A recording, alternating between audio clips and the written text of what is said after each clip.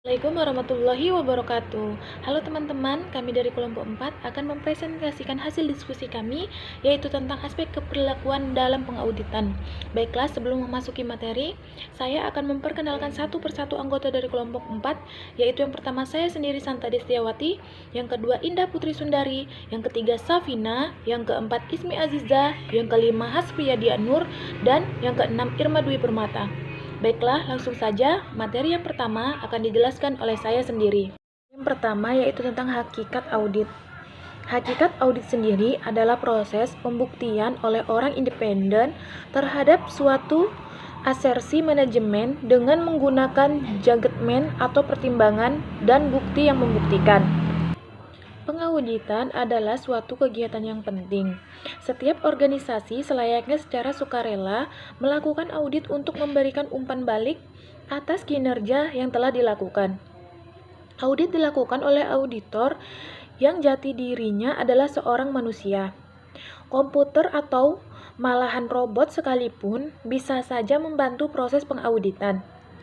Tetapi tetap saja manusia yang menentukan dalam memberikan pertimbangan dalam pengambilan keputusan. Manusia dengan segala keterbatasannya akan menentukan kualitas pertimbangan yang dihasilkan. Ada faktor human being atau keinginan manusia, emosi, dan subjektivitasnya. Selanjutnya yaitu menurut Siegel dan Marconi tahun 1989, seharusnya auditor terlepas dari faktor-faktor personalitas dalam melakukan audit. Personalitas akan bisa menyebabkan kegagalan audit sekaligus membawa resiko tinggi bagi auditor. Untuk ini, resiko inheren dalam audit harus dipertimbangkan dengan baik. Ada dua tipe keperilakuan yang dihadapin auditor, yaitu yang pertama, auditor dipengaruhi oleh persepsi mereka terhadap lingkungan audit. Misalnya ketika menilai pengendalian intern yang diterapkan oleh perusahaan besar akan dianggap memiliki pengendalian intern yang memadai, padahal belum tentu demikian. Yang kedua, auditor harus menyelaraskan dan sinergi dalam pekerjaan mereka, karena auditor hakikatnya adalah pekerjaan kelompok, sehingga ada perlu proses review di dalamnya. Interaksi ini akan banyak menimbulkan proses keperilakuan dan sosial. Selanjutnya tentang pertimbangan dan pengambilan keputusan dalam audit. Dalam beberapa dekade tahun belakangan ini, para akademis menaruh perhatian yang sangat serius terhadap pertimbangan atau judgement dalam pengauditan. Proses kegiatan pertimbangan auditor antara lain, yang pertama yaitu menempatkan materialitas. Yang kedua, mengidentifikasi tujuan dan asersi audit yang penting. Yang ketiga, menilai lingkungan resiko internal. Yang keempat, mengevaluasi pengendalian lingkungan internal. Yang kelima, mengembangkan strategi audit. Yang keenam, mengembangkan program audit. Yang ketujuh, memilih dan mengevaluasi prosedur review analisis. Yang kedelapan, mengevaluasi hasil-hasil dari pengujian audit. Yang kesembilan, menentukan status going concern perusahaan. Yang kesepuluh, mengaplikasikan standar audit yang berterima umum dan prinsip-prinsip akuntansi. Yang kesebelas, mengaplikasikan aturan-aturan mengenai kode etik. Yang kedua belas, memilih opini audit yang tepat. Baiklah, sekian penjelasan dari saya. Penjelasan selanjutnya akan dijelaskan oleh Indah Putri Sundari. Baiklah, saya Indah Putri Sundari akan melanjutkan penjelasan dari teman saya mengenai rasional emotif terapi dalam audit. Pendekatan ini merupakan salah satu alat analisis yang ditemukan oleh psikolog, yaitu Albert Ellis. Ada 4 alasan utama yang mendasari mengapa RIT lebih cenderung dapat diterapkan. Yang pertama, RIT dirancang untuk self-upgrade. Setelah mengetahui secara singkat sistem ini, tidak diperlukan lagi terapi eksternal. Hal ini dikarenakan tidak saja diartikan lebih murah dibandingkan teknik terapi lain, namun juga dapat diterapkan untuk seksi pelatihan internal yang diaplikasikan bagi individu. Kemudian yang kedua, RRT berorientasi pada pekerjaan dan tidak memakai bahasa yang sulit dipahami. Kemudian yang ketiga, RIT merupakan satu dari beberapa teknik terapi yang berada di bawah naungan para psikolog dan psikiatri. Kemudian yang terakhir, yang keempat, auditor bangga dengan pekerjaannya yang menggunakan logika dan rasionalitas. Oleh karena itu, pada dasarnya RIT merupakan teknik analisis dengan menggunakan rasio. Maka, kedua dianggap mempunyai kecocokan. Menurut Goleman tahun 2007, untuk menjadi auditor yang mampu melaksanakan tanggung jawabnya dengan menjunjung tinggi etika profesinya, kecerdasan intelektual hanya menyumbang 20%, sedangkan 80% dipengaruhi oleh bentuk-bentuk kecerdasan yang lain. Salah satunya adalah kecerdasan emosional. 5 komponen untuk membentuk kecerdasan emosional seorang auditor, yaitu yang pertama, mengenali emosi. Kemudian yang kedua, mengelola emosi. Dan yang ketiga, memotivasi diri sendiri. Kemudian yang keempat, mengenali emosi orang lain. Dan yang terakhir, yang kelima, membina hubungan dengan orang lain. Baiklah, selanjutnya yaitu tujuan RED. Tujuan RED ini adalah untuk mencapai suatu keadaan emosional dari netralitas untuk menghilangkan sebanyak mungkin perasaan negatif yang tidak diinginkan. Ini bertumbuh pada dekat bahwa seorang mungkin tidak lebih pemikirannya yang dibandingkan ketika seseorang mendekati suatu permasalahan dalam keadaan marah, gelisah atau depresi. Red ini menekankan 3 urutan. Yang pertama itu sebuah pemicu terjadi peristiwa atau kejadian. Yang kedua itu pemikiran atas peristiwa tersebut. Dan yang ketiga, perasaan tentang hasil dari peristiwa, seringkali saat kita dewasa. Selanjutnya itu pemikiran dievakuasi dengan menanyakan diri sendiri. Balik lagi ke diri sendiri, ke kita sendiri. Apakah pemikiran kita didasarkan pada fakta yang objektif dan bukan disadari oleh opini subjektif? Yang kedua itu, jika tindakan diambil, apakah hal ini akan menghasilkan tercapainya tujuan kita lebih cepat? 3 itu, jika tindakan diambil, apakah hal ini mencegah terjadinya konflik yang tidak diinginkan dengan pihak lain? Yang keempat yaitu, jika tindakan diambil, apakah hal ini akan membantu pada perlindungan diri sendiri, perlindungan diri? Yang terakhir itu, apakah tindakan ini menyebabkan perasaan saya menjadi lebih baik atau perasaan yang diinginkan?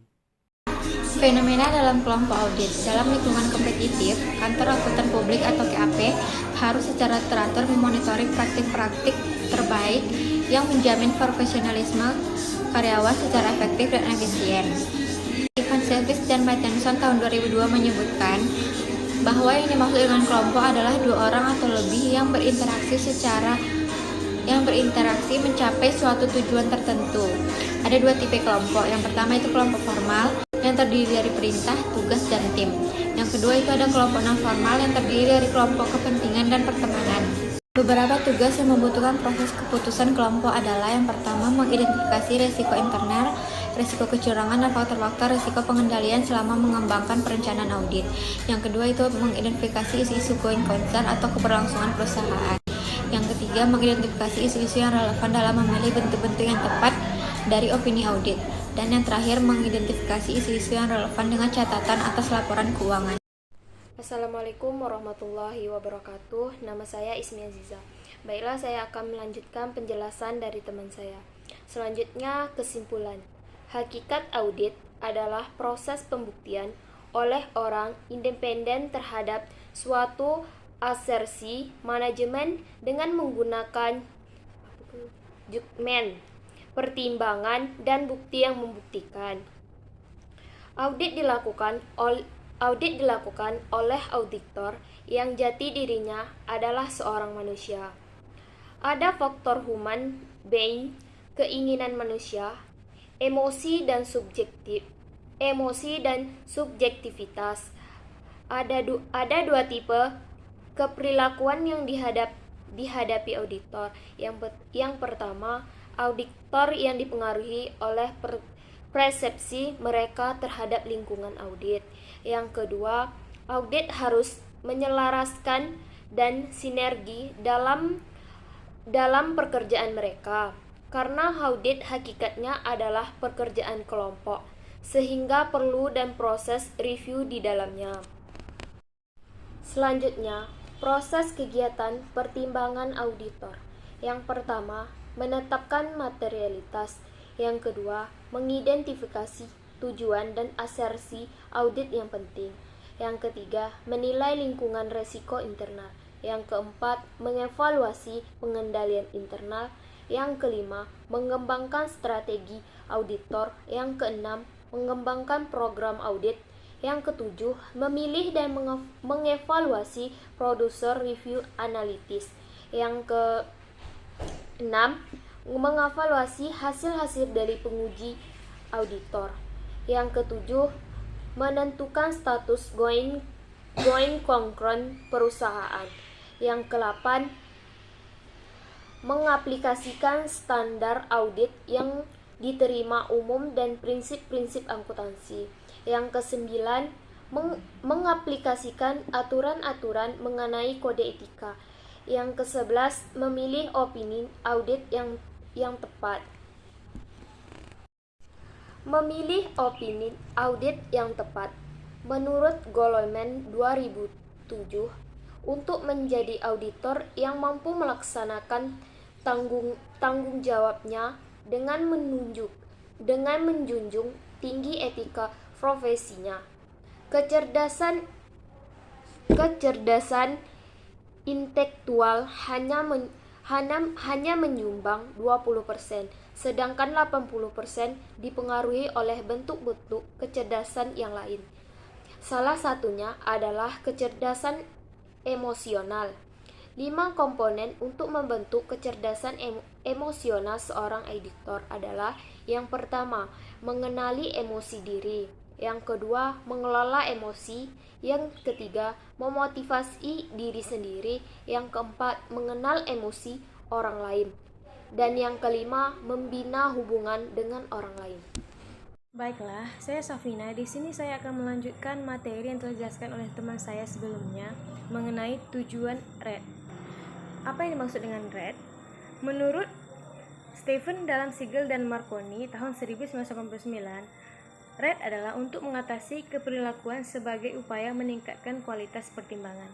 Jadi, tujuan RED adalah untuk mencapai suatu keadaan emosional dari netralitas untuk menghilangkan sebanyak mungkin perasaan negatif yang tidak diinginkan. Ini bertumpu pada gagasan bahwa seseorang mungkin bisa lebih dekat untuk memecahkan masalah dalam suasana pemikiran yang dibandingkan ketika seseorang mendekati suatu permasalahan dalam keadaan marah dan gelisah ataupun depresi. Selanjutnya ada fenomena kelompok dalam audit. Dalam lingkungan kompetitif, kantor akuntan publik atau KAP harus secara teratur memonitoring praktik-praktik terbaik yang menjamin profesionalisme karyawan secara efektif dan efisien. Menurut Ivan Cevich dan Matheson tahun 2002 menyebutkan yang dimaksud dengan kelompok adalah 2 orang atau lebih berinteraksi mencapai satu tujuan tertentu. Ada 2 tipe kelompok, yaitu yang pertama, ada kelompok formal terdiri dari perintah, tugas, dan tim. Dan yang kedua, ada kelompok non-formal terdiri dari kelompok kepentingan dan pertemanan. Di dalam konteks pengambilan keputusan, kelompok biasanya memerlukan waktu lebih panjang. Akan tetapi dengan adanya individu yang spesialis dan ahli, maka ini akan memberikan manfaat dan membuat keputusan yang lebih baik. Menurut Ivan Cevich dan Matheson tahun 2002 juga mengatakan untuk mencapai hasil yang terbaik, maka anggota kelompok harus mengembangkan kreativitas sebagai suatu proses dialogis, yaitu anggota kelompok menghasilkan cerita atau ide-ide yang berguna untuk menyelesaikan suatu permasalahan. Ada beberapa studi juga menemukan bahwa kelompok lebih baik dari individu dalam hal mengidentifikasi potensi terjadinya kesalahan dalam laporan keuangan, tetapi tidak lebih baik ketika mengevaluasi kesalahan itu sendiri. Beberapa tugas audit yang membutuhkan proses keputusan kelompok yaitu: yang pertama, ada mengidentifikasi risiko risiko kecurangan, dan faktor-faktor risiko pengendalian selama mengembangkan perencanaan audit. Yang kedua, ada mengidentifikasi isu-isu going concern atau keberlangsungan perusahaan. Yang ketiga, ada mengidentifikasi isu-isu yang relevan dalam memilih bentuk-bentuk yang tepat dari opini audit. Dan yang terakhir, ada mengidentifikasi isu-isu yang relevan dengan catatan atas laporan keuangan. Baiklah, itulah tadi hasil dari presentasi kami. Semoga teman-teman mudah dalam memahami apa yang kami jelaskan tadi. Dan saya akhiri, Assalamualaikum warahmatullahi wabarakatuh.